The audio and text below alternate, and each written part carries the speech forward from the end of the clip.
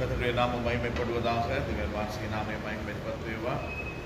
අද දවසේ ගොඩ කාලෙකින් පස්සේ උන්වහන්සේගේ අභිමුඛයේ උන්වහන්සේගේ වචනය ඉගෙන ගන්න උන්වහන්සේ දුන්නා මේ කාලය නිසා උන්වහන්සේ අනේක වාරයක් ස්තුති කරනවා. அநேக நாட்களுக்கு பின்பதாக இந்த நாளிலே ஆண்டுடைய வார்த்தையை கற்றுக்கொள்ளும்படியாய் கர்த்தர் நமக்கு பாராட்டி இருக்கிறதான இந்த அருமையான நேரத்துக்காக நான் கர்த்தருக்கு நன்றி செலுத்துகிறேன். வந்து உங்களை கர்த்தர் தம்மை ஆசீர்வதிப்பாராக. அவட்டு வாசி ஆசீர்வாத கண்ண செய்யும். நாங்கள் யாருமா ஜெபித்து இந்த நேரத்தை நாங்கள் தேவனுக்கு ஒப்பு கொடுப்போம். යාඥාකරන වාර්ෂිකේ பாதையிட்ட மே விழாவ பார කරමු. நல்ல ஆண்டவரே, இந்த நாளுக்காக நன்றியோடு துதித்து சோதரிக்கிறோம். அழைக்கப்பட்டவர்கள் அநேகர், ஆனால் தெரிந்து கொள்ளப்பட்டவர்களோ சிலர். அந்த சிலரிலே நாங்களும் இருக்கிறபடி உமக்கு நாங்கள் நன்றி செலுத்துகிறோம். வந்துதான் நம்முடைய பிள்ளைகளுக்காக சோதரம் ஆண்டவரே, இந்த வேத படிப்பை அலட்சியப்படுத்துகிற, உதாசீனப்படுத்துகிற, இதற்கு முக்கியத்துவம் கொடுக்காமல் இருக்கிற மற்றவருடைய இருதயத்திலும் கதிரி ஆவியானவர் பேசுவீராக. சுவாமினி දවසේ මේ මොහොතේ වාර්ෂික පාද පාමුලට ආවව වාර්ෂික ධර්ම ආශිර්වාද කරන්න. මේ බයිබල් අධ්‍යයනය ස්වාමිනේ ඒගොල්ලන් සුළු කොට සලකනවා නම් ස්වාමින් වහන්සේ ඒගොල්ලන්ට මේ ගැන අවබෝධ කරන්න, අවවාද කරන්න, මේකේ වටිනාකම තේරුම් ගන්න උදව් කරන්න. වන්දදාන எங்களுக்கு கர்த்தர் கற்றுத் தருவீராக. அவ අපිට උන්වහන්සේ වන්දනා உபான்சிகே பாத பாமுலா பிபாரம் உடைய பாதத்தில் எங்களை தாழ்த்துவோம். இயேசு கிறிஸ்துவின் மூலமாய் பிதாவே, ஆமென். බයිබලයේ තියෙනා වූ තවත් වැදගත් කාරණාවක් ගැන අද දවසේ අපි ඉගෙන ගන්න යනවා. வேதத்தில் இருக்கிறதான இன்னும் ஒரு முக்கியமான ஒரு காரியத்தை நாங்கள் கற்றுக்கொள்ளப் போகிறோம். அது என்ன என்றால் ශිෂ්‍යත්වය அல்லது சீஷன், disciple or discipleship කියනවා ඒ කාරණාව. සිංහලෙන් කොහොමද කියන්නේ? ගෝලත්වය. එහෙම නැත්නම් ගෝලයා කියන දේ ගැන අද දවසේ අපි ඉගෙන ගන්න යනවා. அந்த காரியத்தை குறித்து இந்த நாளிலே நாங்கள் கற்றுக்கொள்ளப் போகிறோம். ஆண்டவர் நம்மை விசுவாசிகளாய் இருக்கும்படியாய் நம்மை ரட்சிக்கவில்லை. උන්වහන්සේ අපිව ඇදේලිවන්තයන් ඇටියට ඉඳලා මැරෙන්න උන්වහන්සේ අපිව ගැලෙව්වේ නැහැ. උන්වහන්සේ අපිව ගැලෙව්වේ උන්වහන්සේගේ ගෝලෙක් වෙන්නයි. ஆண்டவர் நம்மை ரட்சித்தது அவருடைய சீஷனாய் இருக்கும்படி. ரட்சித்து சபைக்கு வரும் பொழுது அவன் ஒரு விசுவாசி. ගැලවීම ලැබලා සභාවට ඇතුළු වෙද්දී එයා ඇදේලිවන්තයෙක්. නමුත් ඒ කාලයේම ගත වෙනකොට ඒ ඇදහිලිවන්තයා කියන ඒ ස්ථානයේ එයා ගොඩනගෙන්න ඕන ගෝලෙක් බවට. அந்த விசுவாசி என்பதான ஸ்தானத்திலே அவன் சபையிலே சேர்க்கப்பட்டு காலப்போக்கிலே அவன் அந்த ஆணாய் இருக்கட்டும் பெண்ணாய் இருக்கட்டும் ஒரு சீஷராய் மாற வேண்டும். ஆண்டவரை நாங்கள் பார்க்கும் ஆண்டவரத்தில் நாங்கள் பார்க்கும் பொழுது திரளான ஜனங்கள் அவரை பின்பற்றினார்கள். උන්වහන්සේ දහස් ගණන් මිනිස්සු අනුගමනය කරා. නමුත් ගෝලියෝ ඒ තරම් හිටියේ නැහැ. ஆண்டவரை ஆயிரக்கணக்கான ஜனங்கள் பின்பற்றினார்கள். ஆனால் சீஷர்கள் அநேகர் இருக்கவில்லை. இதே நாங்கள் சீஷர்களை குறித்து ஒரு சிலரை நாங்கள் பார்க்கிறோம். 12 சீஷர்களை பார்க்கிறோம். அதுக்கு பிறகு 72 பேரை பார்க்கிறோம். அதுக்கு பிறகு ஆண்டவர் மரித்த பின்பதாக 120 பேர் மேல் வீட்டறையில் இருந்ததை நாங்கள் பார்க்கிறோம். இப்படி ஒரு சிறு கூட்டம் தான் ஆண்டவருக்கு சீஷராக இருந்திருக்கிறார்கள். අපි සුද්ධ බයිබලයේ අපි බලද්දී උන්වහන්සේව අනුගමනය කරපු අය දහස් ගණන්. නමුත් උන්වහන්සේ තෝරාගත්තේ ගෝලියෝ 12 දෙනයි. ඒ 12 දෙනා ඇරෙන්න තව 70ක් තව උන්වහන්සේව ගෝලයේ කැඩින උන්වහන්සේ දෙන්නා යවුවා.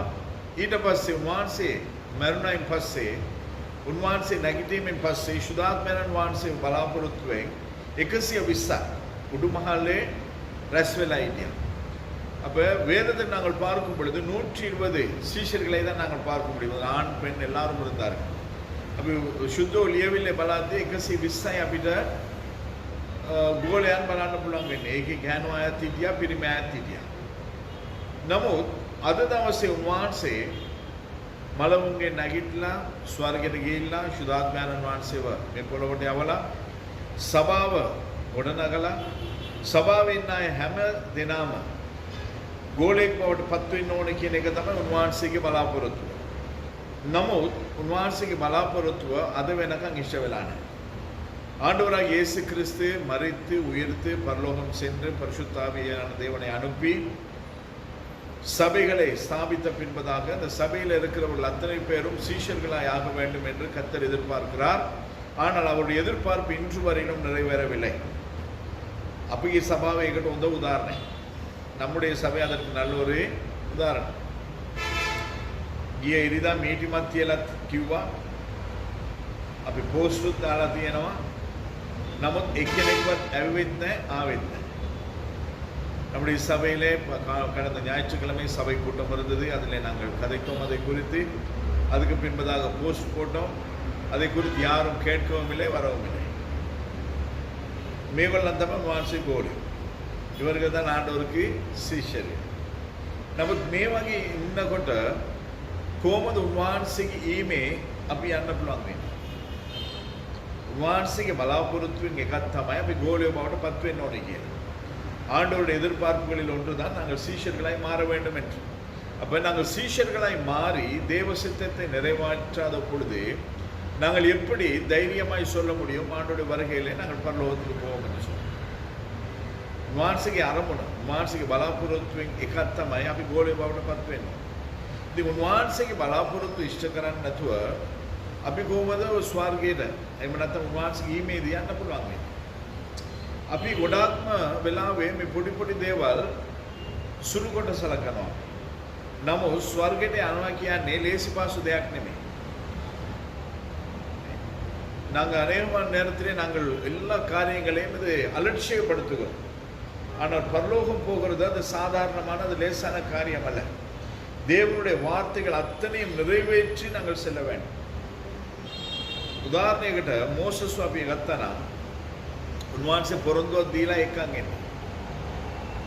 ඒකට ඒ ආයෙත් මිසරයට යන්න අදහසක් නැති මිසරයේ අමතක වෙලා හිටපු මිනිස්සෙක්ව තමයි උන්වහන්සේ තෝරගෙන ආයෙ මිසරයට යවලා උන්වහන්සේ කියන්නේ මිසරයේ ජනතාවත් එක්ක මම මගේ පොරොන්දු දේශයට මම ගෙනියනවා කියලා. නමුත් ඒ එන අවස්ථාවේදී කරපු පොඩි වරදක් නිසා ඒ පොරොන්දු දේශයට යාට ඇතුල් වෙන්න බැරි වුණා. எகிப்தை மறந்து அங்கு போவோம் என்பதான எண்ணமே இல்லாத மோசையை மறுபடியுமாய் சந்தித்து அழைத்து எகிப்துக்கு அனுப்பி எகிப்தின் ஜனங்களோடு கூட வாக்கு பண்ணப்பட்டதான கானான் தேசத்துக்குள் அனுப்புவேன் என்று வாக்கு பண்ணினதான மோசையே ஒரு சிறு காரியத்தில் தவற விட்டபடியினாலே வாக்குத்தத்தத்தின் தேசத்துக்கு போக முடியாது. இந்த வாக்குத்தத்தத்தின் தேசம் இங்கே பூமியில தான் இருக்குது. கானான் வந்து பூமியில தான் இருக்குது. අර කානා දේශය ඇවිල්ලා මේ පොළොවේ තියෙන්නේ ඒ ස්වර්ගෙ නෙමෙයි. ඒ පොළොවේ තියෙනා වූ පොරොන්දුවේ දේශයටම පොඩි වරදක් නිසා අපිට ඇතුල් වෙන්න බැරි වුණා නම් කොහොමද අපි ස්වර්ගයට යන්නේ? ஒரு சின்ன காரியம் ஆண்டவர் சொன்ன காரியத்தை மீறி செய்தது நிமித்தமாய் ஒரு சின்ன தவறு நிமித்தமாய் பூமியில் இருக்கிறதான வாக்கு பண்ணப்பட்டதான கானான் தேசத்துக்குள்ளேயே போக முடியாத பட்சத்தில் நாங்கள் எப்படி பரலோகத்துக்கு போக முடியும்? ரட்சிக்கப்பட்டு சபையிலே நாங்கள் ஆராதிக்கும் பொழுது நம்முடைய நினைவு என்ன, நம்முடைய சிந்தனை என்ன? நான் ரட்சிக்கப்பட்டாச்சு, சபையிலே அங்கத்தவனாக இருக்கிறேன், ஞாயிற்றுக்கிழமையிலே ஆராதிக்க போகிறேன், திசவபாகம் காணிக்கை கொடுக்கிறேன், அதனால் நான் எனக்கு பரலோகம் ஷுவர். அப்படி கிடையாது. අපි ගැලවීම ලැබුවා යම්කිසි සභාවක මම කවුද මෙම්බ කෙනෙක් සමාජිකයෙක් මගේ දසයෙන් කොටස පඬුරු හරියට දෙනවා, සතියකට සැරයක් සභාවට යනවා, එම නිසා මම ස්වර්ගයට යනවා කියන එක අපේ මතය. නමුත් මේ මතය හැටියට සිද්ධ වෙන්නේ නැහැ කිසිම දෙයක්. උන්වහන්සේ බලාපොරොත්තු වෙන හැම දෙයක්ම අපේ ජීවිතය අපි ඉෂ්ට කරනවා. கர்த்தர் எதிர்பார்க்க ஒவ்வொரு காரியத்தையும் நாம் நிறைவேற்ற வேண்டும். அப்பொழுதுதான் நாங்கள் பரலோகத்துக்கு போக முடியும். அது ஊழியக்காரனாக இருக்கட்டும், விசுவாசியாக இருக்கட்டும், ඒක ඇදහිලිවන්තය වෙන්න පුළුවන්. එහෙම නැත්නම් දෙවියන් වහන්සේට සේවය කරන සේවකයන් වෙන්න පුළුවන්. උන්වහන්සේගේ නීතිය, උන්වහන්සේගේ සුද්ධ බයිබලයේ ඒකාකාරයි. හැමෝටම එකයි. ஆண்டவருடைய வேதம் ஊழியம் செய்கிறவர்களாக இருக்கட்டும், விசுவாசிகளாக இருக்கட்டும், அது எல்லாருக்கும் ஒன்று தான். அதில் எந்த விதமான மாற்றமும் கிடையாது. එමනිසා උන්වහන්සේගේ සුද්ධෝ ලියවිල්ලේ ලියලා තියෙනා වූ විදියට අපි ජීවත් වෙන්න අවශ්‍යයි. மவில்லை பட்டம் பலாන්න படைப்பின் நாட்களிலிருந்து பாருங்க.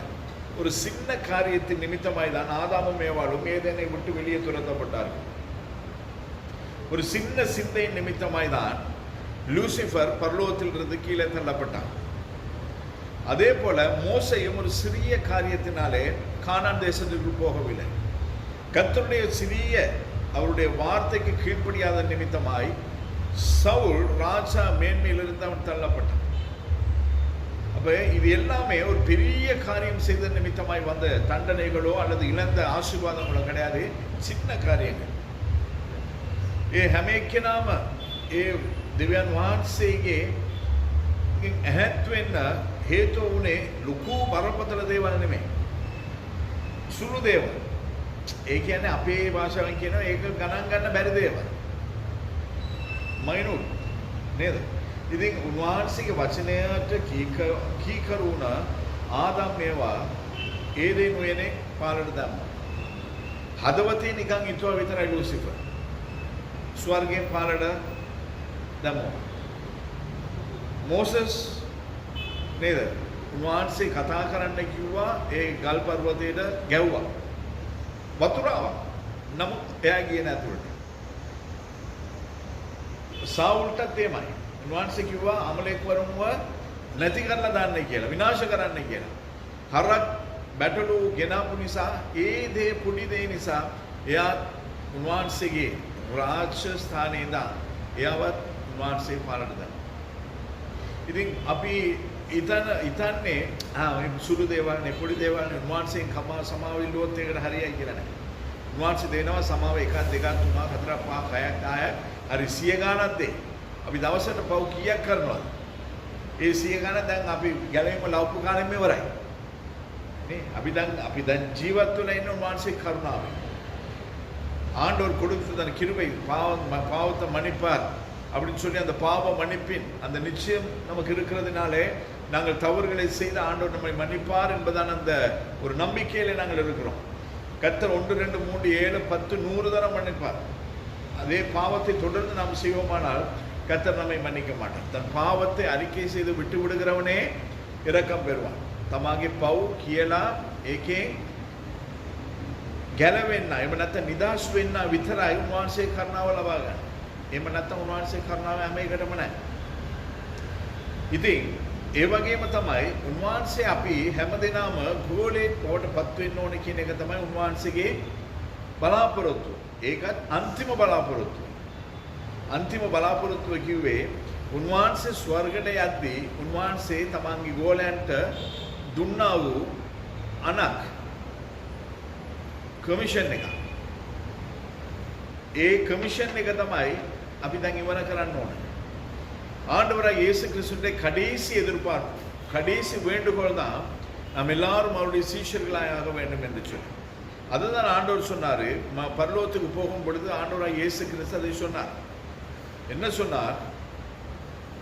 மத்தேயு 28வது அதிகாரம் 18 தொடங்கி 20 வரையிலும் நாங்கள் வாசிக்கும் பொழுது ஆண்டவர் அந்த காரியத்தை தான் நம்மிடத்தில் சொன்னார். මතෙයු 28 18 ඉඳන් 20 වෙනකන් තියෙන ඔය පදව උන්වහන්සේ තමාගේ ගෝලයන්ට උන්වහන්සේ ස්වර්ගයට ඔස්සවන්න ප්‍රථමයෙන් එයා ඒගොල්ලන්ට කියපු අන්තිම කමිෂන් එකක් තමයි ඕක. නියමය. එහෙම නැත්නම් නියෝගය, මහා නියෝගය. அதுக்கு சொல்லுவாங்க மகா நியோக பிரதான கட்டளை. எல்லா கட்டளைகளை காட்டிலும் பிரதான கட்டளை. மற்றதெல்லாம் கமிஷன்ஸ். இது கிரேட் கமிஷன். මේක ඇවිල්ලා මහා නියෝගය. ඒ මහා නියෝගය උන්වහන්සේ මොකද්ද කියන්නේ? ඒ කියමු අපි 28 18 නම් 20 වෙනකම්. යේසුස් වහන්සේ ඔවුන්ලන්ට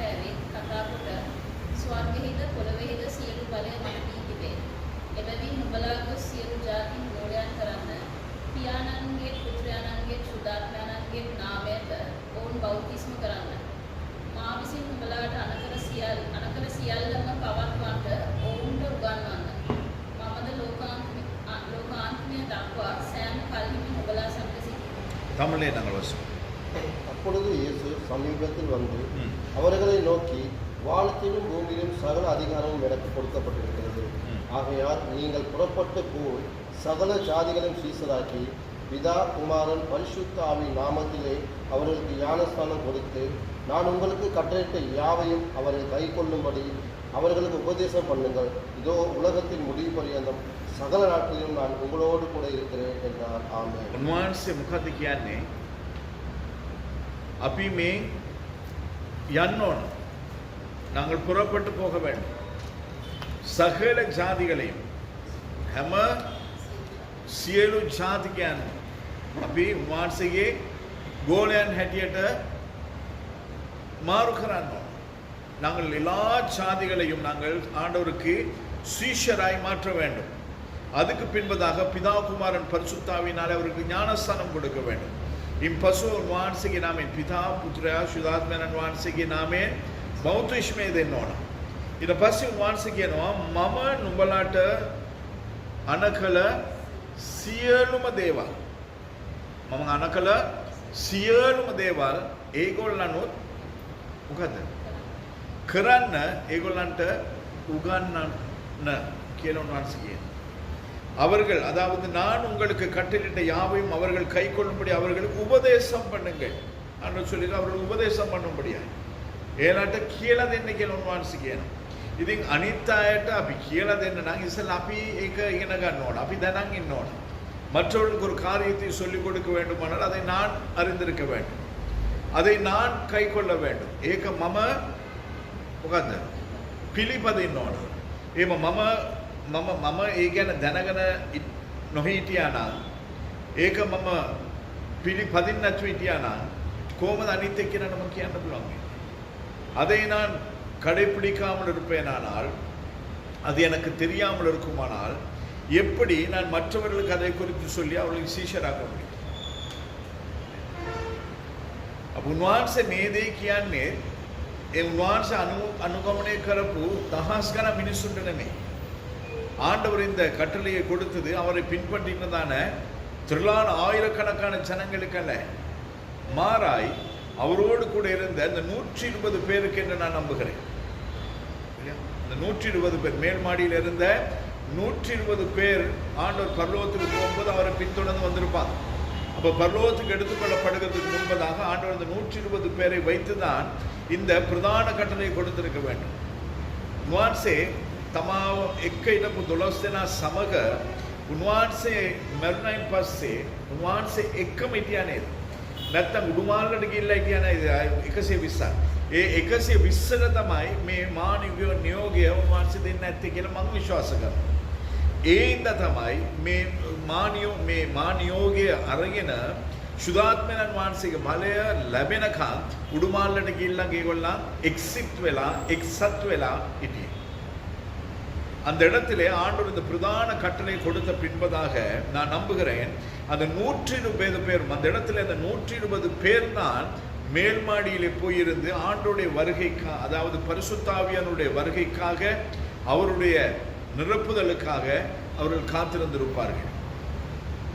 அப்ப அந்த 120 பேருக்கு தான் ஆண்டவர் சொன்னார், என்னது? சீஷர்களை ஆக்குங்க, ஞானஸ்தானம் கொடுங்க, அவர்களுக்கு போதிங்க அப்படின்னு. அப்போ அவர்களுக்கு நாங்கள் ஞானஸ்தானம் கொடுக்க, அவர்களை சீஷராக்க, அவர்களுக்கு போதிக்க வேண்டுமானால் முதலாவது நான் சீஷனாய் மாற வேண்டும், நான் கற்றுக்கொள்ள வேண்டும், அதை நான் என்னுடைய வாழ்க்கையிலே கடைபிடிக்க வேண்டும். அதற்கு பின்பதாக நான் புறப்பட்டு போய் போதிக்க வேண்டும். ඒ දේ උන්වහන්සේගේ මානවෝගය මගේ ජීවිතේ මම ඉෂ්ට කරන්න නම් මම ගෝලෙක් බවට පත් වෙන්න ඕන. මම උන්වහන්සේගෙන් ඉගෙන ගන්න ඕන. ඊට පස්සේ මම මෙතනින් පිටත් වෙලා ගිහිල්ලා අනිත් අයව ගෝලයන් කරලා උන්වහන්සේගේ මේ ඉගෙනවීම ඒගොල්ලන් පිළිපදින්න මම උගන්වන්න ඕන. ඒගොල්ලන් තමයි උන්වහන්සේගේ ගෝලයන්. ඉස්සෙල්ලා අපි ගෝලයන් වෙන්න ඕන. ගෝලයන් වෙන්න තමයි උන්වහන්සේ අපිව ගැලවීම ගැලවුවේ. நாம் அவருக்கு சீஷராய் இருக்கும்படியாய் தான் நம்மை ரட்சித்தாரையுடைய විශ්වාසයයි வந்து විශ්වාසයයි சாகிறதுக்கு அல்ல. හැදේලිවන්තයන් හැටියට ඇවිල්ලා හැදේලිවන්තයන් හැටියට මැරෙන්න නෙමෙයි උන්වහන්සේ අපිව සභාවට අරන් ආවේ. හැදේලිවන්තයන් හැටියට ගෙනල්ලා අපි සභාවේ අපි වර්ධනය වෙන්න ඕන. ගෝලයන් හැටියට පරිවර්තනය වෙන්න ඕන. ඊට පස්සේ මේන් ගිහිල්ලා අනිත් අයව ගෝලය කරලා ඇතුළට ගේන්න ඕන. ඒකයි ගෝලයන්ගේ රාජකාරිය. சீஷர்களாய் முதலாவது சபைக்கு ரட்சிக்கப்பட்டு வந்த நாம் சபையிலே சீஷர்களாய் மாற வேண்டும். சீஷர்களாய் மாறின நாம் புறப்பட்டு போய் மற்றவர்களுக்கு உபதேசித்து அவர்களை சீஷராய் நாங்கள் மாற்ற வேண்டும். அதற்காக தான் கர்த்தர் நம்மை ரட்சித்திருக்கிறார். அப்ப சீஷர்கள் என்றால் யார்? இயேசு கிறிஸ்துவினுடைய இந்த பிரதான கட்டளையை நிறைவேற்றுகிறவர்கள் தான் சீஷர்கள். උන්වහන්සේගේ මේ මහා නියෝගය ඉෂ්ට කරන අය තමයි උන්වහන්සේගේ ගෝලයා. මේ මහා නියෝගය උන්වහන්සේ දුන්නේ නිකන් නෙමෙයි. இந்த பிரதான கட்டளையை ஆண்டவர் கொடுத்து சும்மா இல்லை. அதில் ஆண்டவர் சொல்லுகிறார் சகல ஜாதிகளுக்கும் සියලු ජාතිකයන්ට උන්වහන්සේගේ සුභාරංචිය කියන්න ඕන. ஆண்டவருடைய சுவிசேஷத்தை சொல்லணும். அவங்க கேட்குறாங்க கேட்கல அது நமக்கு தேவையில்லை. ඒගොල්ලෝ අහනවා අහන්නේ අපි ප්‍රශ්න නැහැ. වාන්ස අපිට කිව්වේ මොකද්ද කියන්න. එච්චරයි. ඒගොල්ලෝ ඇහුවද ඊට පස්සේ ඒගොල්ලන් ඔය ඒමම වර්ධනය කරන්න ඕනේ ඒගොල්ලන්. அவர்கள் அந்த சுவிசேஷத்துக்கு அவர்கள் செவி கொடுத்தால் அவர்களை வளர்க்க வேண்டும்.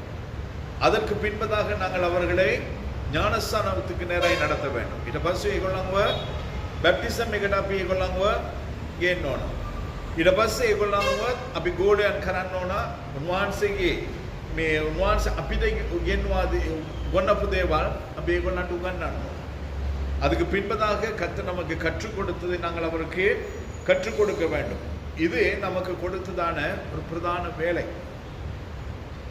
සභාවට උන්වහන්සේ දුන්නා වූ මොනවාද? ප්‍රධාන රාජකාරිය. වැඩ. මේ වැඩ අද කවුරුත් එක සභාවක්වත් ගොඩක් දුරට කරන්නේ නැහැ.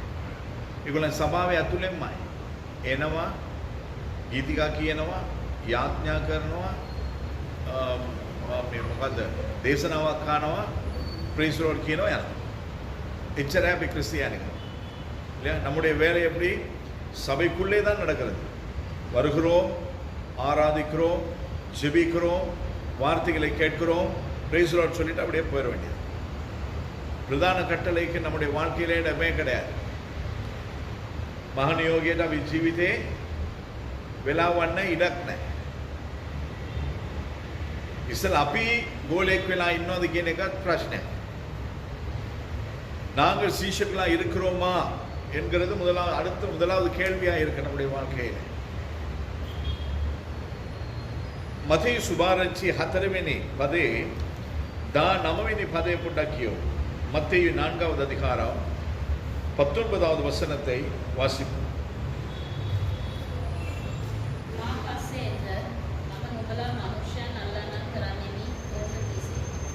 ஆண்டவர் என்ன சொல்றாரு? என் பின்னே வாருங்கள், நான் உங்களை மனுஷரை பிடிக்கிறவர்களாக்குவேன். උන්වහන්සේ අපිව කැඳෙවේ මොකටද? கர்த்தர் நம்மை எதற்காக அழைத்திருக்கிறார்? மனுஷரை பிடிக்கும்படியா. மனுஷன்ව අල්ලන්න. අපි මනුෂ්‍යයන් අල්ලනවද? අල්ලගෙන යනවා පාරේ. නෝනා අල්ලගෙන යනවා, ළමයින්ව අල්ලගෙන යනවා, තාත්තාව අල්ලගෙන යනවා, අම්මාව අල්ලගෙන යනවා. அனித் அயව அල්ලන්නේ. இல்லையா? நாமும் நம்முடைய மனைவியை பிடித்து கொண்டு போகிறோம், பிள்ளைகளை பிடித்து கொண்டு போகிறோம், கணவனை பிடித்து கொண்டு போகிறோம். இந்த உறவுகளை பிடிக்கிறோம், வேற யாரையும் நாங்கள் பிடிக்கிறது கிடையாது. ஆனால் ஆண்டவர் சொல்லுவார், நான் உங்களை மனுஷர்களை பிடிக்கிறவர்களாய் ஆக்குவேன். வாட்சி අපිට කියන්නේ මොකද? අපිට එන්නේ කිව්වේ මොකටද? மனுஷன் අල්ලන පිණිසයි. ஆண்டவர் நம்மை ரட்சித்தது மனுஷர்களை பிடிக்கும். උන්වහන්සේ අපිව තෝරාගත්තේ, එහෙම නැත්නම් උන්වහන්සේ අපිව එන්න කිව්වේ, නැත්නම් උන්වහන්සේ අපිව ගැලවීමටපත් කරේ අපි ওই ජීවත් වෙලා ඉන්න නෙමෙයි, மனுஷன் අල්ලන පිණිසයි. ஏதோ நாங்கள் வாழ்ந்து மறிக்கிறதற்காக அல்ல, மனுஷரை பிடிக்கும்படியாய் கர்த்தர் நம்மை அழைத்திருக்கிறார். இது ஒரு பெரிய அழைப்பு இல்லையா? யாருக்குமே கிடைக்காத ஒரு அழைப்பு. லோகே நாயக்கான்ட்டு நத்தி கந்தவிமா உலக தலைவர்களுக்கு இல்லாத ஒரு அழைப்பு. அந்த அழைப்பை கர்த்தர் சாதாரண எனக்கும் உங்களுக்கும் கொடுத்திருக்கிறார். மே லோகே நாயக்கான்ட்டு நத்தி மே අවස්ථාවේ නැත්නම් මේ කැඳවීම උන්වහන්සේ ඔබටත් මටත් දීලා තියෙනවා. අපි මේක තමයි අපි නිකන් ඔය යන්නල්ලා තියෙන්නේ. அந்த அழைப்பை தான் நாங்கள் நிராகரித்து கொண்டு உதாசீனப்படுத்தி கொண்டிருக்கிறோம். அதுக்கு பின்பதாய் பாருங்கள் 20வது வசனத்தை வாசிங்க. மத்தேயு 4:20 மத்தேயு 4:20. එකෙනෙහිම ඔව්හු දැල් අතහැර උන්වහන්සේ අනුව ගියෝය. உடனே அவர்கள் மலைகளை விட்டு அவர்கள் பின் சென்றார்கள். මොනවාද කරේ? ඒ වෙලාවෙම උන්වහන්සේ කතා කරපු වෙලාවෙම ඒගොල්ලන් දැල් අත්තරලා උන්වහන්සේ பசுபச ගියා. ஆண்டவர் அவர்களை கூப்பிட்ட மாத்திரத்திலேயே உடனேயே வலைகளை விட்டு அவருக்கு பின் சென்றார்கள். ඒකයි ගෝලයන්ගේ பலவினி கத்திகுணை வென்றோம். அதுதான் சீஷருடைய முதலாவது குணாதிசயமாக இருக்க வேண்டும். ஆண்டவர் கூப்பிட்டா என்ன செய்து கொண்டிருந்தாலும் அதை நாங்கள் உடனே விட்டுட்டு, அப்புறம் கிடையாது, உடனடியாக விட்டு ஆண்டவரை பின் செல்லுகிறது தான் சீஷன். උන්වහන්සේ කැඳවීම ලැබපු ආකාරයෙන් අපි මොනවා කළගෙන හිටියා, කොච්චරක් බිසි හිටියා, ඒ අවස්ථාවේදීම පස්සේ නෙමෙයි, හෙට නෙමෙයි, තව පැයකින් නෙමෙයි, ඒ මොහොතේම ඒ ඇරලා උන්වහන්සේගේ පසුපස යන එක තමයි ඒ ගෝලයන්ගේ ගතිය. ගොඩාක් අය කියනවා ගොඩාක් දේවල්. නමුත් උන්වහන්සේ මට කියලා දුන්නේ නම් මේක තමයි. நிறைய பேர் சீஷர்னு சொன்னால் நிறைய காரியங்களை கற்றுக் கொடுப்பார்கள். ஆனால் ஆண்டவர் எனக்கு கற்றுக் கொடுத்த ஒரே ஒரு சாதாரண ஒரு காரியம், ஆனால் மிக விலையேற பெற்ற காரியம், நாம் என்ன செய்து கொண்டிருந்தாலும், எவ்வளவு பெரிய ஒரு ஸ்தானத்தில் இருந்தாலும், ஆண்டவர் நம்மை கூப்பிட்ட உடன் விட்டுட்டு அவருக்கு பின் செல்ல வேண்டும். அப்படி कोई स्थान හිටියා, कोई වගේ රාජකාරිය කරගෙන හිටියා, कोई වගේ තත්වයේ හිටියා, අපි ඒ දේ ඒ ශනිකව දාලා උන්වහන්සේගේ පස්සට යන එක තමයි ගෝලත්වය. අதான் சீஷன். எதுவுமே கிடையாது. 4:22 කියන්නේ 4வது அதிகாரம் 22 மத்தேயு 4:22 மத்தேயு 4:22. உடனே அவர்கள் படவையும் தங்கள் தகப்பனையும் விட்டுவிட்டு அவருக்கு பின் சென்றார்கள். එකෙනෙහිම ඔව්හු ඔරුවද තමුන්ගේ පියාද අතහැර උන්වහන්සේ අනුව ගියෝය. 19 වෙනි 20 වෙනි පදේ කවුද නම් යාකෝබ්. ඒ කියන්නේ යාකෝබ් නෙමෙයි, පේතෘස්ුයි එයාගේ සහෝදර අන්ද්‍රයාස්, ඒ දෙන්න තමයි උන්වහන්සේගේ පස්සේ ඉස්සෙල්ලාම ගියේ. උන්වහන්සේ කතා කරාම ඉස්සෙල්ලාම ගියේ ඒ දෙන්න තමයි. அந்திரேயாவும் பேதுருவும் தான் ஆண்டவருக்கு முதல் கூப்பிட்ட உடனே தன்னுடைய வலைகளை விட்டு அவருக்கு பின் சென்றவர்கள் அவர்கள் தான். ரெண்டாவது யார் போனாங்கன்னு சொன்னா யாக்கோபும் யோவானும். දෙවනුව කවුද ගියේ කිව්වනම් යාකෝබ් සහ එයාගේ සහෝදරයා යොහාන්. ඒ දෙන්න තමයි උන්වහන්සේගේ පස්සට ගියේ. ඒ දෙන්න කොහමද ගියේ? දැල් විතරක් නෙමෙයි, තමාගේ තාත්තවත් අත්හැරලා ගියා. இந்த யோவானும் யாக்கோபும் படகை மாத்திரமல்ல, வலையை மாத்திரமல்ல, தங்களுடைய தகப்பனையே விட்டு இயேசு கிறிஸ்துவுக்கு பின் சென்றார்கள். நாங்கள் போவோம் அப்படியா? இது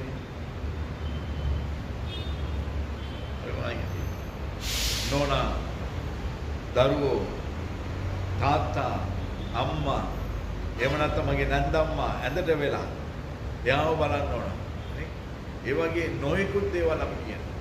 நம்மை ஆண்டவர் அழைச்சா மனைவி, பிள்ளைகள், பெற்றோர், அப்படி இல்லைன்னா என் மாமி படுக்கையோடு இருக்கிறாங்க, அவங்களெல்லாம் பார்க்கணும்னு சொல்லி அநேக காரியங்களை நாங்கள் சொல்லி கொண்டிருக்கோம். இதெல்லாம் செய்ய வேண்டியதுவே தான். මේ දේවල් කරන්න ඕනේ. මේ අපේ යුතුයකම්. නමුත් ඊටත් වඩා දෙයක් අපිට දීලා තියෙනවා වාස් කරා. வாசிக்கு நாமே மகிமைப்பட்டு என்ன மங்கியான் கர்த்தருடைய நாமம் மகிமைப்படும்படியாக சொல்லுகிறேன். 2000 வருஷங்களிலே ஆண்டவர் முழு நேர ஊழியத்திற்கு என்னை அழைக்கும் பொழுது එදස් 2000 අවුරුදු වල මං කියන්නේ. නුවන්සේ මාව සේවයට කැඳවද්දී මගේ take home salary එක 80,000. சரியா? EPF, ETF மற்ற அது இதெல்லாம் போக, அதாவது என கைக்கு வர்ற சம்பளம் வந்து 80,000 ரூபாய். அப்போ 26 வருஷங்களுக்கு முன்பதாக 80,000 இருந்திருக்கும்னா, அதே வேலையில் இன்னைக்கு தொடர்ந்து இருந்தால் எனக்கு எத்தனை லட்சங்கள் கிடைக்கும்? அது දවසේ ඒ රාජකාරියම එහෙම නැත්නම් ඒ කම්පැනි වෙනත් කම්පැනියකට ගියාත් අද දවසේ මට කොච්චරක් හම්බ කරන්න තිබුණා. නමුත් අපිට දැන් සේවය එනකොට අපිටම කියලා මේ මොකද්ද ස්ටෑන්ඩඩ් සැලරි එකක් නැහැ. නමුත් අපේ අවශ්‍යතාව හැම දෙයක්ම උන්වහන්සේ තමයි. ஊழியத்திலே நமக்கு ஒரு நிரந்தரமான, அதாவது சுதர்ஷினி கோஸ்ட் அசோக் கிடைக்கிற மாதிரி ஒரு அது அந்த மாதத்துக்குரிய சம்பளம்னு சொல்லி எதுவுமே நமக்கு கிடையாது.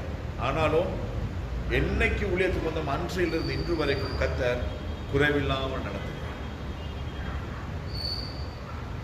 அப்ப நம்ம ஆண்டோடைய அவருடைய அழைப்புக்கு நாம் நம்மை விட்டு கொடுக்கும் பொழுது ஆண்டோட கேட்கலாம், ஆண்டவரே என்ன செய்ய போறீங்க, எப்படி செய்ய போறீங்க, நான் என்ன செய்ய சித்தமாக இருக்கிறேன் அப்படின்னு சொல்லி நம்ம கர்த்தர்ட்ட கேட்டு வரதுல தப்பு கிடையாது.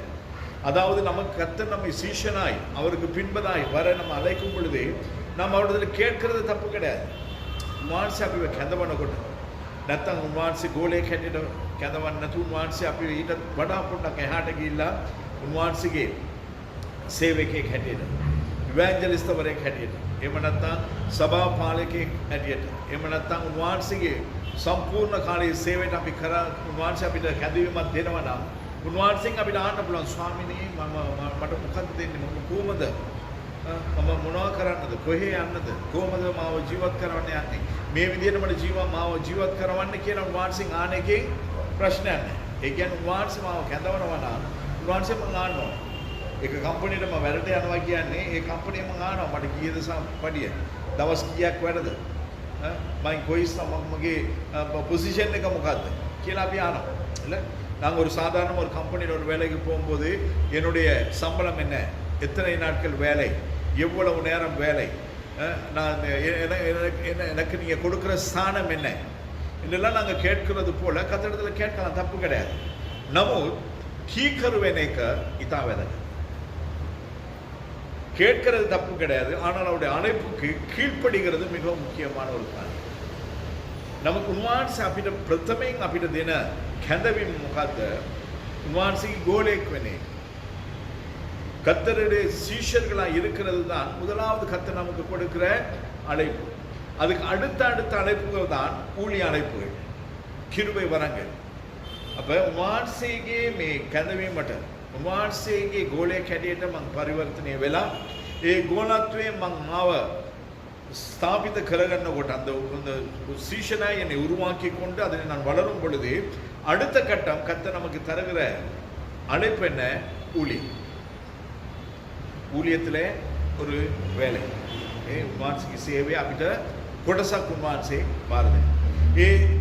උන්වහන්සේ කවදද දෙන්නේ? அந்த ஊழிய பொறுப்புகளை வேலைகளை கர்த்தர் நமக்கு எப்பொழுது தருவார் என்றால், என்று நாம் அவருடைய அழைப்புக்கு நாங்கள் உடனடியாய் ෂණිකව අපි උන්වහන්සේට පිළිතුරු දෙන්න යන්නේ. එතකොට තමයි උන්වහන්සේ අපිට දෙන්නේ. உடனடியாய் நாங்கள் அவருடைய அழைப்புக்கு நாங்கள் கீழ்ப்படிவோம் என்று அவர் அறிந்திருந்தால் அடுத்த கட்டங்களை நமக்கு செய்வார். பேதுருவும் அந்திரேயாவும் ஆண்டவர் கூப்பிட்ட பொழுது தங்கள் வலைகளை விட்டு போனார்கள். யாக்கோபும் யோவானும் படகையும் தங்களுடைய தகப்பனை விட்டு அவருக்கு பின் சென்றார். අන්ද්‍රයාද පේදුරුස්තු මොකද කරේ? තමාගේ දැල් අත්හැරලා උන්වහන්සේගේ පසුපස ගියා. යාකෝබ් යෝහාන් ඒගොල්ලන්ගේ තාත්තවත් දාලා ඒ උන්වහන්සේගේ පසුපස ගියා. ඒ වගේම බලනවා නම් තවත් ඒම බලනවා නම් කවුද? ලෙවි.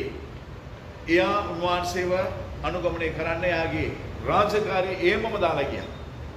லேவி தன்னுடைய வேலையை அப்படியே விட்டுட்டு ஆண்டவருக்கு பின்னுக்கு போனான். லூக்கா தமாගේ ராஜகாரி අත්හැරලා උන්වහන්සේගේ පස්සේ ගියා. මතේ උන්වහන්සේගේ ராஜகாரி අත්හැරලා உன்வான்சிகை பசியா லூக்காவாக இருக்கட்டும் மத்தேயுவாக இருக்கட்டும் அவர்களும் தங்களுடைய வேலையை விட்டு இயேசுக்கு பின் சென்றார்கள். லூக்கா எல்லாம் வைத்தியவரை, லூக்கா வந்து ஒரு வைத்தியன், ஒரு டாக்டருக்கே ஆண்டவருக்கு வேலையை விட்டு டாக்டருக்கு ஆண்டவருக்கு பின்னுக்கு போக முடியும்னா நாம யார்? දොස්තර කෙනෙකුටම තමගේ රාජකාරී අත්තරලා උන්වහන්සේගේ පස්සේ යන්න පුළුවන් නම් අපි කවුද? අපි කොහෙද ඉන්නේ? நாங்கள் எங்க இருக்கிறோம்?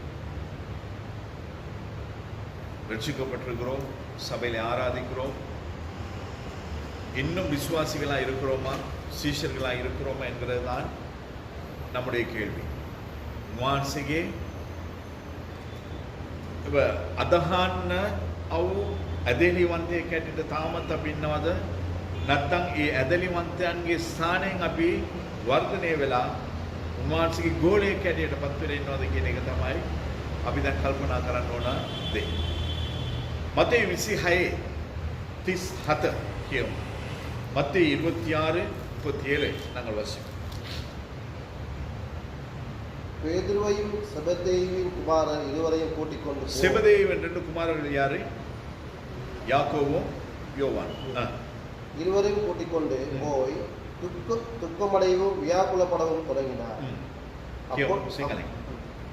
වහන්සේ පේතෘස්ද සෙබදිගේ පුත්‍රයන් දෙදෙනාද කැඳවාගෙන ගොස් ශෝක වෙන්නත් අතිශයින් කැළඹෙන්නත් පටන් ගත්සේ. පේතෘස්වත් සෙබදේගේ පුත්‍රයන් වන යාකෝ යොහාන මේ තුන් දෙනාම එක්කන් ගිහිල්ලා, ඒ කියන්නේ ගෝලය 12 දෙනාම ඉන්නවා උන්වහන්සේත් සමග 11 දෙනාම ඉන්නවා. 11 சீஷர்களும் இயேசுவோடு கூட இருக்கிறார்கள். இருந்த பொழுதிலும் இந்த 3 பேரை ஆண்டவர் கூட்டிக் கொண்டு தனியாய் போய் என்ன செய்கிறார்? துக்கமடையவும் வியாகுலப்படவும் தொடங்கினார். 11 දෙනා උන්වහන්සේ සමග ඉතියාත් උන්වහන්සේ පේතෘස්වත් යාකෝබ්වත් යොහාන්වත් මේ තුන් දෙනා එක්කගෙන ගිහිල්ලා උන්වහන්සේ මොනවද වෙන්නේ එතන කරන්නේ? එතන ශෝක වෙන්නත් කැළඹෙන්නත් පටන් ගත්තා. அப்ப சீஷர்கள் நாங்கள் உண்மையாய் ஆண்டவருக்கு சீஷர்களாய் இருக்கும் பொழுது අපි සැබවින්ම උන්වහන්සේගේ ගෝලයන් හැටියට උන්වහන්සේගේ ඇස් දකින්න, උන්වහන්සේගේ හදවත අපි විශ්වාස කරන්න අපි ඉතියොත් நம்முடைய ஆண்டவருடைய கண்கள் நம்ம அவருக்கு உண்மையான சீஷர்கள் என்பதாகவும் அவருடைய இருதயம் நம்மை நம்பத்தக்கதாகவும் நாங்கள் வாழும் பொழுது ஆண்டவர் என்ன செய்வார்? நம்மை தனிமைப்படுத்தி அவரோடு கூட கூட்டிக்கொண்டு போய் தன்னுடைய இருதயத்தில் இருக்கிற வேதனைகள், துக்கங்கள், எதிர்பார்ப்புகள், ஆசைகள் எல்லாவற்றையும் நமக்கு உண்பதாக அவர் காண்பிப்பார். ඒ ගෝලයන්ගෙන් නුත් අපි විශේෂිත ඒ උන්වහන්සේගේ ඒ අවංක ලෙස උන්වහන්සේට අපි පෙන්නද්දී උන්වහන්සේ මොකද්ද කරන්නේ? අපිව උන්වහන්සේ සමග එක්කන් ගිහිල්ලා උන්වහන්සේගේ අදවතේ තියෙන වූ ශෝකය, අනිතින් මොකද්ද? උන්වහන්සේගේ කැළඹීම, උන්වහන්සේගේ ආශාව, උන්වහන්සේට තියෙන මේ අවශ්‍යතාවයන් හැම එකක්ම උන්වහන්සේගේ හදවතට සමීප. එහෙම නැත්නම් උන්වහන්සේ විශ්වාස කරනා වූ ගෝණයන්ට උන්වහන්සේ කියලා දෙනවා, පෙන්වලා දෙනවා. ஆண்டோட இருதயத்தின் நம்பிக்கைக்கு பாத்திரமாய் உண்மையான சீஷர்களாய் நாங்கள் அவருக்கு உண்பதாய் இருக்கும் பொழுது அவருடைய இருதயத்தை நமக்கு உண்பதாய் அவர் காண்பிப்பார். අපිට පෙන්වන්න පුළුවන්? நமக்கு காட்ட முடியுமா? அவர் காட்டுற அளவுக்கு நாங்கள் வாழ்கிறோமா? උන්වහන්සේ පෙන්වන්න පුළුවන් ස්ථානයේ අපි ජීවත් වෙනවා. ඒ ස්ථානෙට එන්න ඕනේ කියන එක තමයි උන්වහන්සේගේ බලාපොරොත්තු. அந்த இடத்திற்கு வர வேண்டும் என்கிறது தான் ஆண்டோடைய எதிர்பார்ப்பு. இந்த තමයි උන්වහන්සේ ඇදහිලිවන්තයන් කියන ඒ ස්ථානයේ නෙමෙයි, விசுவாசிகள் என்பதான அந்த ஸ்தானத்திலே அல்ல, சீஷர்கள் என்பதான அந்த ஸ்தானத்திற்கு வந்து ගෝලයන් කියනවා මේ ස්ථානයට ඇවිල්ලා එතනනොත් අපි තවත් කොටසක් උඩට යනවා. அதிலும் நாங்கள் ஒருபடி மேலே போக வேண்டும். அவர் நம்மை தனியாய் கூட்டிக் கொண்டு போய் උන්වහන්සේ අපි තනියම එක්කන් ගිහින් උන්වහන්සේගේ சோகே, උන්වහන්සේගේ කැළඹීම අපිට ප්‍රකාශ நம்முடைய அவருடைய சோகம், அவருடைய துக்கம், அவருடைய வியாகுலம் அதை நமக்கு சொல்லும்படிக்கு நாங்கள் அவரோடு கூட நெருங்கினவர்களாக இருக்க வேண்டும். மத்தேயு 26:38 කියමු. மத்தேயு 26:38. இப்பொழுது அவரின் ஆத்மா மரணத்துக்கு ஏதுவான துக்கம் கொண்டிருக்கிறது. நீங்கள் இங்கே தங்கி என்னோடு கூட விழித்திருங்கள் என்று சொல்லி උන්වහන්සේ මොනවද කියන්නේ? එකල උන්වහන්සේ ඔහුට කතා කොට මරණ තරම් මාගේ ආත්මය ඉතා ශෝක සහිතය. ඔබලා මෙහි නැවතී මා සමග අවදිව සිටින්නයි කිව්වා. උන්වහන්සේ මොකක්ද කියන්නේ? මේ ලෝකය බලලා, මේ ජනතාව බලලා, එහෙම නැත්නම් මේ වෙන්න යන දේවල් බලලා මගේ හතවත මරණීය දුකකටපත් වෙලා තියෙනවා. வேதனாவකටපත් වෙලා තියෙනවා. உலகத்தை பார்த்து அழிந்து போகிறதான ஜனங்களை பார்த்து இப்பொழுது நடக்கிறதான இந்த உலகத்திலே நடக்கிறதான சூழ்நிலைகளை பார்க்கும் பொழுது என்னுடைய இருதயம் மரணத்துக்கு ஏதுவான வேதனைப்படுகிறது. என்னோட கூட என்ன சொல்றாரு? விழித்திருக்கு, மாசமக அவதி வசித்து. நம்மளை பார்த்து சொல்ல முடியுமா? අපි ගැන බලලා මානසික කියන්න පුළුවන්. ඒ ස්ථානයට අපි ඇවිල්ලා තියෙනවා. அந்த ஸ்தானத்துக்கு நாங்கள் வந்திருக்கிறோம். அந்த ஸ்தானத்துக்கு வருகிற சீஷர்களாய் மாறி இருக்கிறோம். ඒ ස්ථානයට එන්න පුළුවන් ගෝලයන් නැටිට අපි පරිවර්තනය වෙලා තියෙනවා. ගෝලයන් කියන්නේ சாமானிய කෙනෙක් නෙවෙයි. சீஷர்கள் என்கிறது சாதாரண ஒரு ஸ்தானம் கிடையாது. ஆண்டவரோடு கூட அவரை பின்பற்றுகிறவர்கள், அவருடைய சந்தோஷத்திலும் துக்கத்திலும் அவரோடு கூட இருக்கிறவர்கள், அவரோடு கூட விழித்திருக்கிறவர்கள், அவருடைய இருதயத்திற்கு சமீபமாக இருக்கிறவர்கள். ගෝලයෝ කියන්නේ සාමාන්‍යයෙන් අය නෙමෙයි. උන්වහන්සේ එක්ක ගමන් කරන අය, උන්වහන්සේ සමග ඉන්න අය, උන්වහන්සේගේ හදවත, උන්වහන්සේ දුක සතුට බෙදා ගන්න අය තමයි මේ ගෝලයන් කියන්නේ. சீஷர்கள் நம்ம சாதாரணமாக சொல்லிட்டு இருப்போம். ගෝලයන් කියලා අපි සාමාන්‍යයෙන් නිකන් ඔය කියවන යනවා. ඒක උතුම් හැදවීම. அது ஒரு விசேஷித்த ஒரு அழைப்பு. விசுவாசிகளுக்கு அது தெரிய மாட்டேன். அதேலி வண்டேක තේරෙන්නේ. මාර්ක් 3:13 ඒකත් කියනවා. මාර්ක් 3:13 මාර්ක් 3வது அதிகாரம் 13வது வசனம்.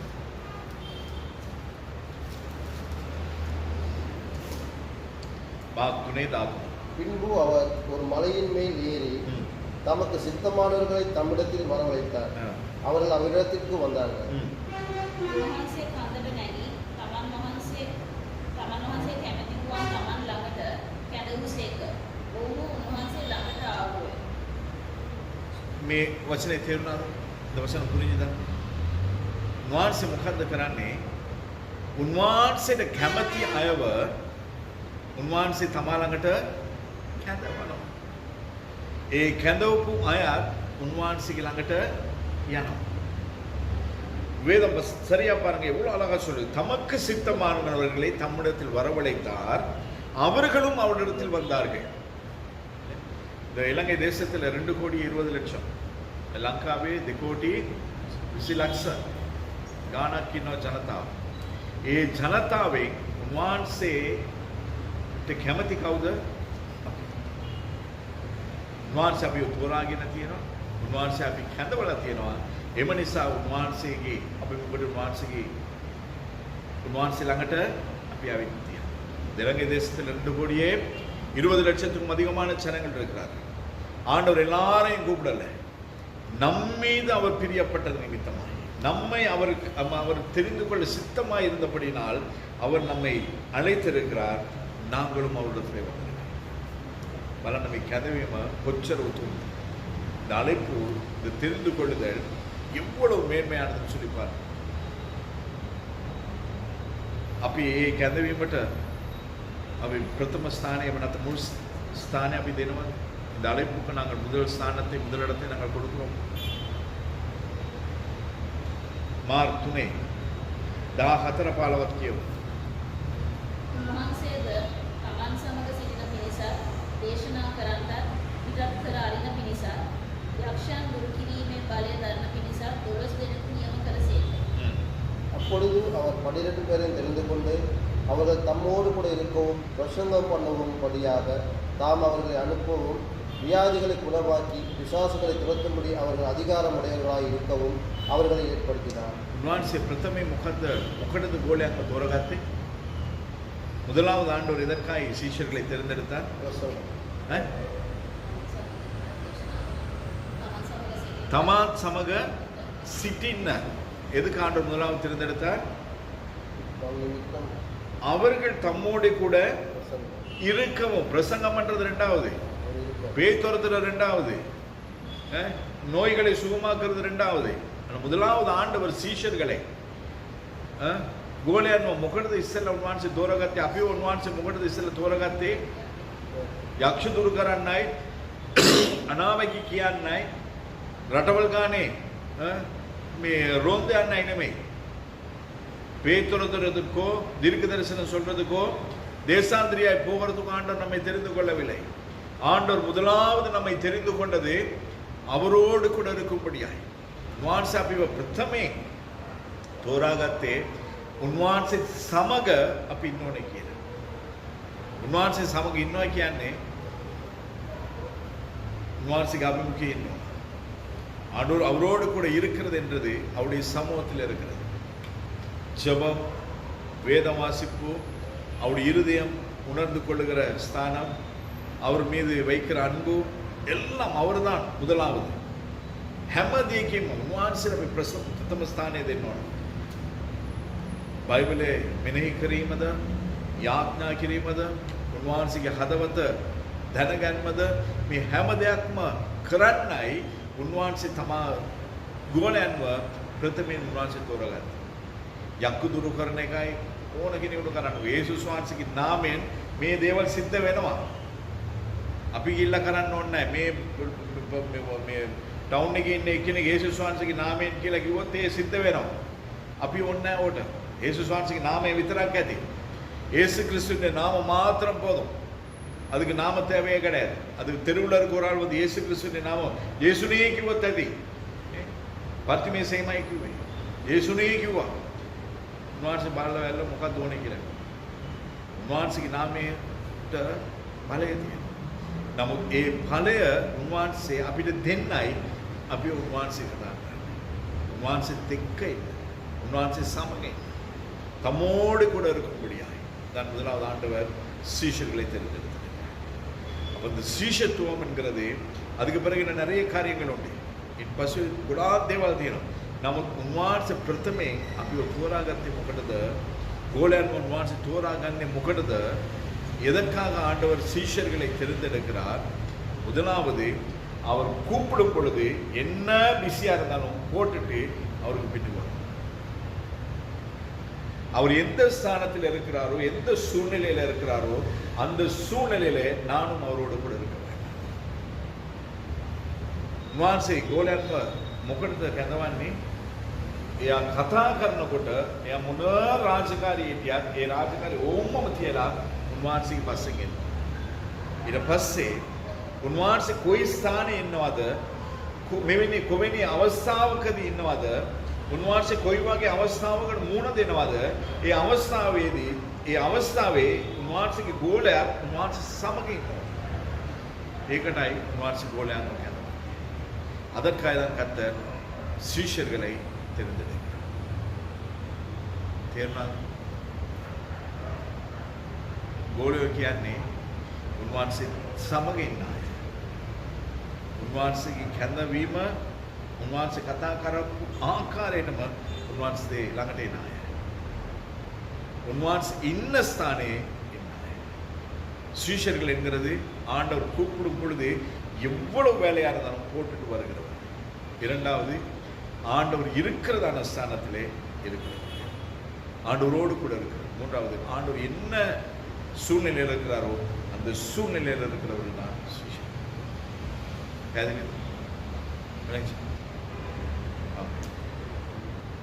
செபிப்போம். இப்பேற்பட்டவர்களை கர்த்தர் உருவாக்க வேண்டும். මෙවැනි ගෝලයන්ව උන්වහන්සේ අපේ සභාවටත් උන්වහන්සේගේ සේවයටත් උන්වහන්සේත් එක්ක ඉන්නත් උන්වහන්සේ சூதானம் කරා. இப்பேற்பட்ட சீஷர்களை ஆண்டவர் தெரிந்தெடுக்க வேண்டும், உருவாக்க வேண்டும், நம்முடைய சபைக்கும் தர வேண்டும் என்று சொல்லி நாங்கள் ஒரு விசேஷிப்போம். சர்வ வல்லமையுள்ள எங்கள் ஆண்டவரே, எங்கள் பரலோக பிதாவே, ஏதோ சீஷர்கள் என்று நாங்கள் சொல்லிக் கொண்டிருக்கிறோம். ஆனால் சீஷர்களை என்ன நோக்கத்தோடு கூட அழைத்தீர்? ஏன் அழைத்தீர்? எதற்காக அழைத்தீர்? அவருடைய வேலை என்னது? அவர்களை கொண்டும் அவர்களோடும் இருந்தும் இது என்ன செய்ய சித்தமாயிருக்கிறேன் என்பதை உடைய பிள்ளைகளாகி எங்களுக்கு இந்த நாளிலே காண்பித்தபடினாலும் உமக்கு நன்றி சொல்லுகிறேன். ஆண்டவரே, வந்துதான் நம்முடைய பிள்ளைகளுக்கு ஆசீர்வாதம், அவளை ஆசீர்வதிப்பீரார், அவர்களின் சீஷர்களாய் பயன்படுத்துவீரார். ස්වාමිනේ, අද දවසේ ආවා වාර්ෂික දරුවන් නිසා මම ස්තුති කරනවා.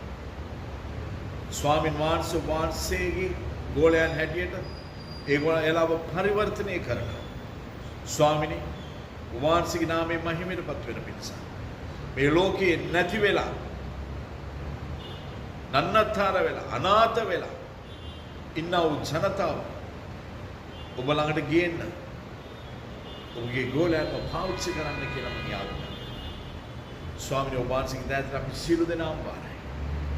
අද දවසේ වහන්සේගේ දරුවන් කාලේ වේලාව පරිත්‍යාග කරලා ස්වාමීන් වහන්සේගේ අභිමුඛයට ඇවිල්ලා තිබෙනවා. මේ ආශිර්වාදය එලා භුක්ති විඳින්න ඕනේ.